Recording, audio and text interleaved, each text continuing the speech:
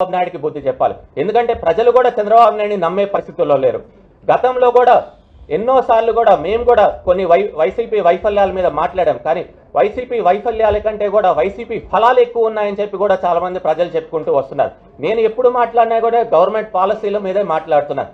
నిజంగా చూస్తే ఒక 2-3 నెలల నుంచి కూడా వేవ్ రాష్ట్రం మొత్తం కూడా మారిపోయింది.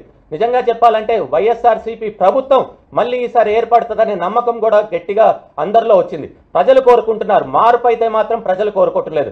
మళ్ళీ కూడా ముఖ్యమంత్రి శ్రీ జగన్మోహన్ రెడ్డి గారే వస్తారని కూడా అందరూ కూడా కోరుకుంటున్నారు. ఇది నేనే కాదు, ప్రతి ఒక్క రూరల్ ఏరియాలో కూడా ప్రజల్లో కూడా అందరిలో ఉంది. చిన్న ఎక్కడన్నా ప్రభుత్వం ఉంటే కనుక తప్పకుండా ప్రభుత్వ వ్యతిరేకత అనేది కొద్దిగా ఉంటుంది. కానీ వ్యతిరేకత కంటే కూడా లాభం ఎక్కువ ఉందన్న దగ్గరే కూడా ప్రజలు కూడా సముఖంగా ఉంటారు.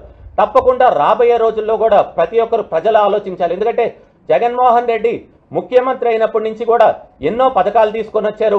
బడుగు బలహీన వర్గాలకి అండగా ఉన్నారు. నా ఎస్సీ, నా బీసీ, నా మైనారిటీ అని ఏకైక ముఖ్యమంత్రి ఎవరు ఉన్నారంటే అది జగన్మోహన్ రెడ్డి గారే. అదేవిధంగా ప్రతి ఒక్కరు మధ్యతరగతి వాళ్ళు కూడా ఈరోజు బాగా ఉన్నారు. రైతులకు కూడా ఈరోజు చూస్తే గిట్టుబాటు ధర వస్తుంది. ఎందుకంటే దాదాపు 20,000 రూపాయల నుంచి 25,000 రూపాయల వరకు పుట్టెడు వడ్లు వెళ్తున్నాయి. అదేవిధంగా వర్షాలు బాగా పడుతున్నాయి. అదేవిధంగా జగన్మోహన్ రెడ్డి గారు వచ్చినప్పటి నుంచి నాడు నేడు అనే ప్రోగ్రాం తీసుకొని వచ్చారు. ఫీ రీఎంబర్స్మెంట్ చేస్తున్నారు, పింఛన్లు ఇస్తున్నారు, వాలంటీర్ వ్యవస్థను తీసుకొని వచ్చి ప్రతి ఒక్కరికి ప్రజల దగ్గరికి వాళ్ళే వెళ్ళి పనులు చేసేటట్టున్నారు. అదేవిధంగా సచివాలయాలు కూడా ఓపెన్ చేశారు. గతంలో మనం కలెక్టర్ ఆఫీస్కో, ఎంఆర్ఓ ఆఫీస్కో, ఆర్డీఓ ఆఫీస్కి వెళ్ళాలి. ఇప్పుడు అవన్నీ లేకుండా మన సచివాలయంకి వెళ్తే పనులు కూడా అవుతున్నాయి. తప్పకుండా ప్రజలు కూడా ఆలోచించాలా. ఎందుకంటే ఎక్కడ చూసినా కానీ అభివృద్ధి లేదంటున్నారు. కానీ అభివృద్ధి అయితే మనకి నెల్లూరులో కూడా బాగా కనపడుతుంది. ఎక్కడ చూసినా కట్టడాలు ఎక్కువైపోయినాయి. భవన నిర్మాణ కార్మికులకి పుష్కలంగా పని దొరుకుతుంది.